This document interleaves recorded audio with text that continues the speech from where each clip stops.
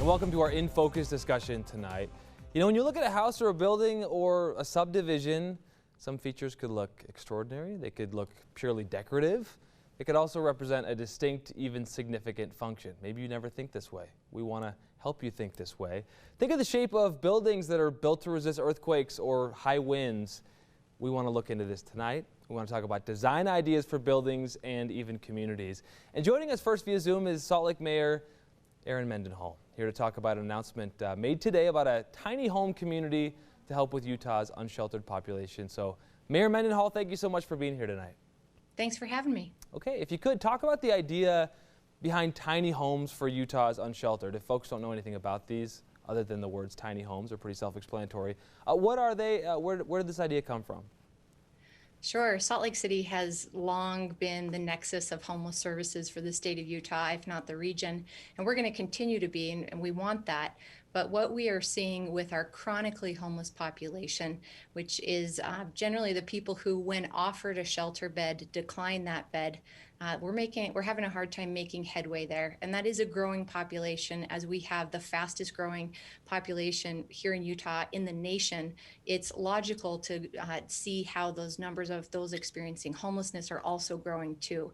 So what we offer, the kinds of shelter, whether it's a bed at the Homeless Resource Center, at a detox center, maybe it's some transitional housing at a motel. Not enough people are taking us up on that. But in other parts of the country, we see cities and organizations putting together tiny home villages that can give people the sense of dignity and also community that they sometimes have only found on the streets. It's something that we need to try here as our homeless crisis continues to grow. And it's an exciting announcement we made today about partnering with the Other Side Academy as that managing and service component of the village we've yet to build. The idea of unsheltered is just a really tough one, and it will never end. So talk about why the housing issue here, the tiny homes. Why is providing housing for unsheltered Utahns a good solution? Well, that's the most fundamental piece of our lives, I think, is having shelter, that safety, security. It's something that most of us take for granted who might be watching the show tonight.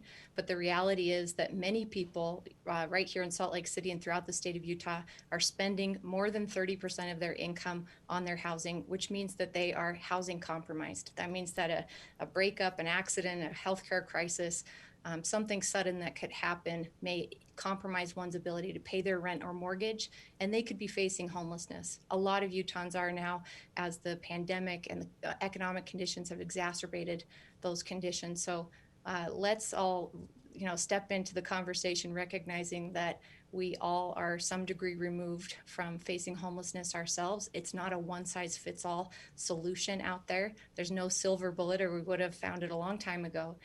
Homeless shelters, resource centers are one great solution, but they're not for everyone. And tiny homes are making a tremendous positive impact in other parts of the country, and we should try it here.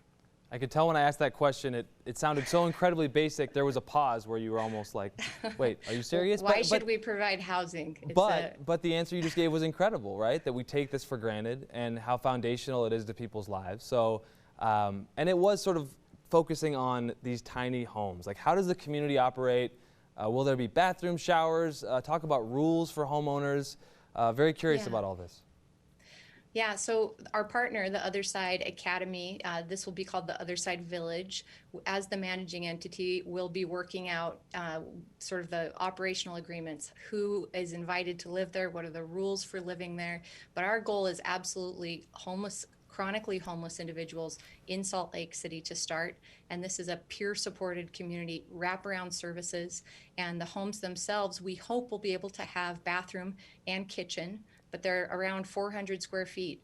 They're pretty small, but the ones that we've been looking at in Austin, Texas, Eugene, Detroit, and other parts of the country, they're actually really adorable. They're places that you or I or anybody would probably be happy to live and in a community-oriented environment. So where they go, we don't yet know, and that's a land use decision that is happening right now with some people with the Other Side Academy.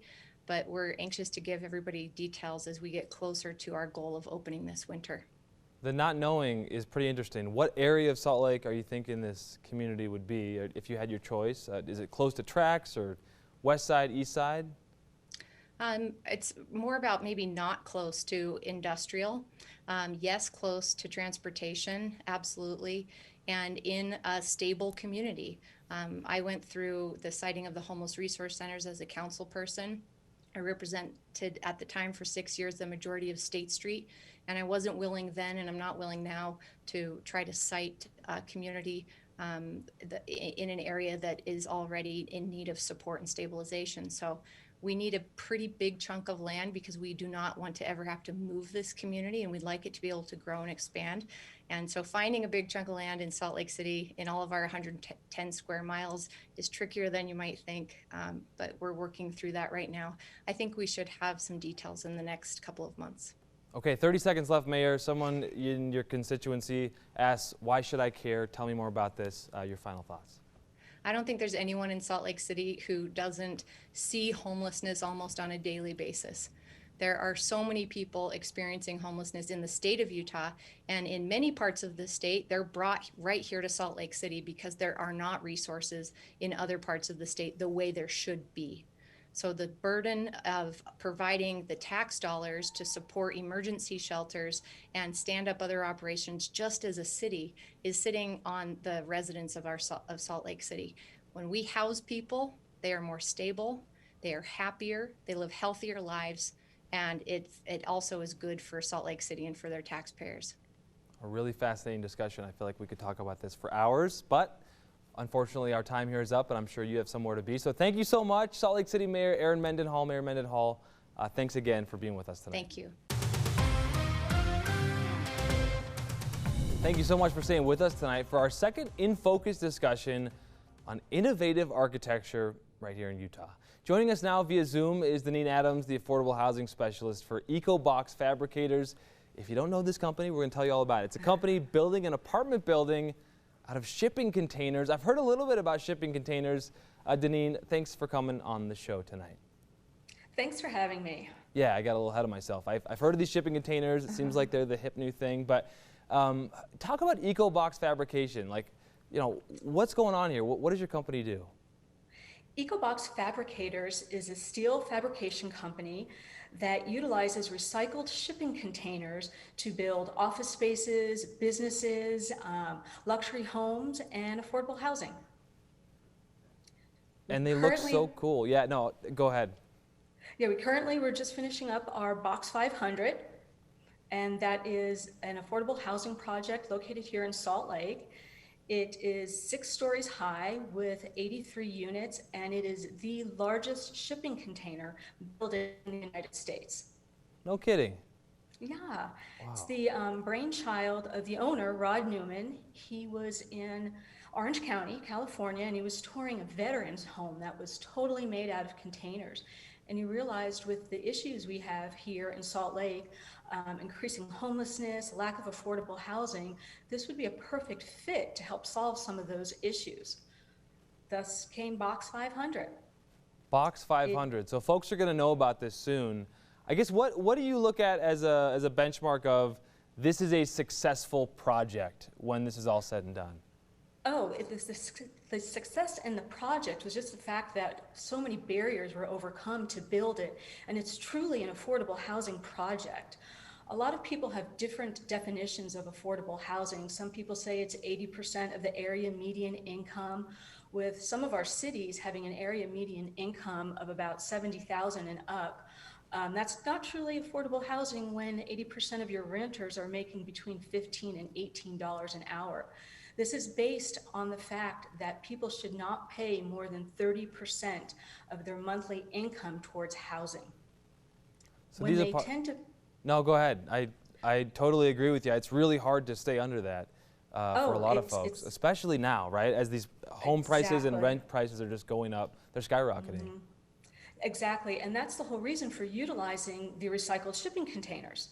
It's much cheaper to build using the containers than it is your traditional construction.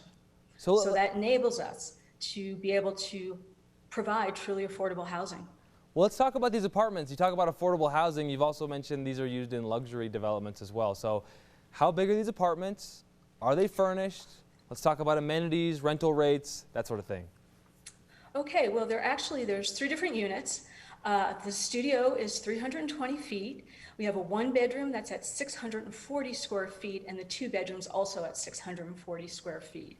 As you can tell, uh, they are fully designed to be an open space living. The amenities they come pretty much with everything you need. They're not fully furnished. The design is incredible due to the fact that we're taking a small space and making it feel as large and utilizing the entire space. Very cool.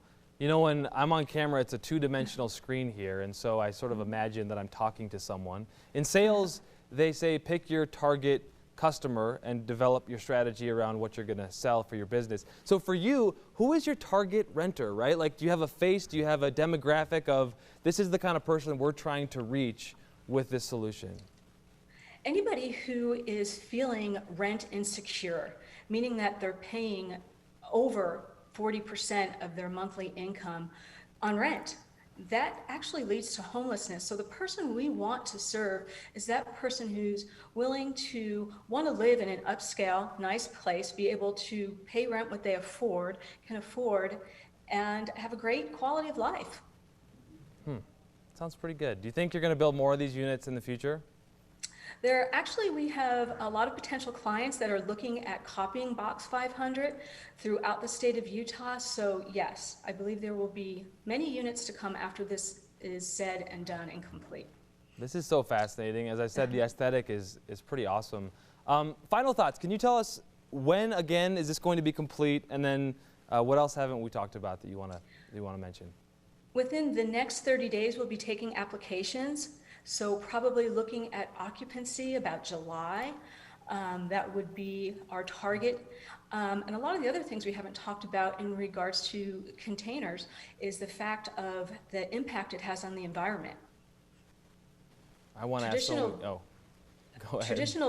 Traditional building is not very good for our environment as far as the carbon that's put into the air. The containers use a lot less of that, and it's a lot more environmentally friendly. Plus, you're utilizing something that I don't know if you've ever seen any of the ports on the coast, but these containers are just litter all over, and it's a good way to recycle those in a positive way that will help people afford their living. I have seen these used in so many different ways, but this is the first time I've heard of this. Doesn't mean anything that I haven't seen this before. You see this everywhere, but we're really excited to see this come to fruition. You say July or so. Yes. Okay. Well, thank you, Deneen Adams. We've been chatting with you, and you're the affordable housing specialist for Ecobox Fabricators. Deneen, again, thanks for spending part of your evening with us tonight. Great. Thank you. Okay. Take care. Welcome back to our third and final In Focus discussion tonight. It's on innovative architecture in Utah, stuff that you might see and not think super critically about, but that's why we're here tonight. Joining us via Zoom is Kensington. He's the president of ArchNexus Architecture, which is converting its first office building into the first designated living building in the state. Kenner, I'm sorry if I butchered your last name. I appreciate you joining us tonight. You're welcome. Yeah, my bad. All right, so let's talk about what a living building designation is. Like, how does it differ from a net zero or like other green certifications? Well, so net zero is about reaching a sustainable goal, right? Reaching the point where the building is producing as much energy locally through renewable energy as it consumes on an annual basis. And that's very admirable. But what's interesting about living buildings is it asks the question, what if buildings could do more? What if they could actually, instead of having a neutral impact, what if they could have a positive impact? Living buildings do that. Some defining factors, a living building produces more energy than it consumes on an annual basis, collects rainwater, recycles water inside the building so it can be used multiple times. It's kind of crazy that we flush toilets with potable water. Living buildings don't do that. They only use healthy building materials. There's quite a bit of effort put into checking out the ingredients of materials so that we're avoiding known toxins like, believe it or not, lead is in a lot of building materials. Arsenic is still in building materials. And so we have to go through a process where we eliminate that. The biggest single difference, though, is that certification is based on actual performance, not predicted results. Most certification building certification systems that are out there are based on predicted results. And that's a concern because we really need to achieve these goals in order to make the change in the world that we're looking to make in terms of climate change and air quality.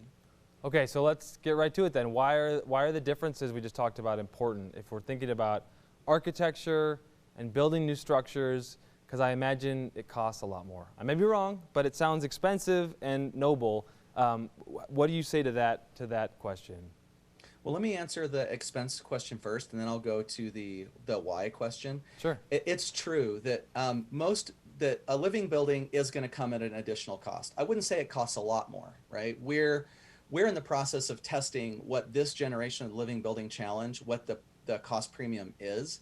We know from past experience that LEED, the program that many have heard about, that is more of that sustainable goal program, we know that LEED Platinum buildings will cost somewhere between 5 and 10% more than a regular common building. And so we're in the process of trying to determine with this project in Utah what that premium will be. We think it'll be something like 10 to 15%, so it's not exorbitant. But what is important to remember about that is that most buildings are externalizing their responsibilities, meaning they're saying, okay, well, we'll pull power from a grid that may or may not be producing clean energy, right? Or we'll get water that is treated beyond the standards that are needed for certain uses, like toilet flushing. A living building does a good job of saying, well, let's internalize those responsibilities, take on that cost ourselves, which unburdens the municipal networks or the utility networks. Now, to answer your question about why, it's a pretty simple answer. The building sector, the architecture, engineering, and construction industry is effectively the largest energy consuming industry, and therefore also one of the largest polluting industries. It's not transportation and industry, manufacturing like you would think. It's the buildings that we live in. It's the offices that we work in are consuming more energy than those other sectors. So that's the bad news. But the good news is, if buildings are the problem, then architecture is the solution. If it's the largest energy consuming sector or polluting sector, then if we make a big difference in that sector, then we make a big difference for the entire community. So here's a question I have. Folks might be listening to this and getting kind of excited about it because I can tell you've mentioned this a few times and you have your pitch very honed in because it's so fascinating when you talk about that self-sufficiency in the building when I asked you about the cost and why you do it. So okay, let's talk about a home, right? We talked about office buildings. Can we do this stuff in homes? Yes. Number one, the Living Building Challenge as a certification system is administered by a group called the International Living Future Institute, the ILFI. And this program applies to both commercial, office buildings, hospitals, laboratories, those kinds of projects, as well as residential.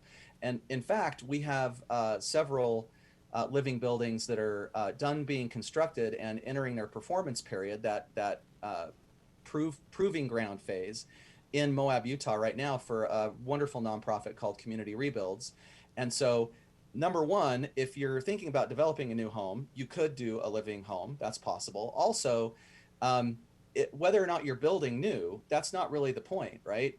There's all these choices that we make in our homes every day that are consuming more energy or more water than necessary, and conservation is king in a living building and something that we can do right away. You can get rain barrels from different community organizations to start storing rainwater and use that for gardening. If you have the means, solar, I think, is something everybody should be thinking about for their homes. Where can folks go online to learn more about this? Because it's just not enough time to get into the nitty-gritty. It's true. living-future.org is the website for the organization. And we have quite a bit of information on our website as well, archnexus.com. Archnexus.com. I'm being told we need to get to the commercial break. Thank you so much for your time. Super fascinating. Kennard Kingston, president of Archnexus Architecture. Thank you, sir, for coming on tonight. Thank you.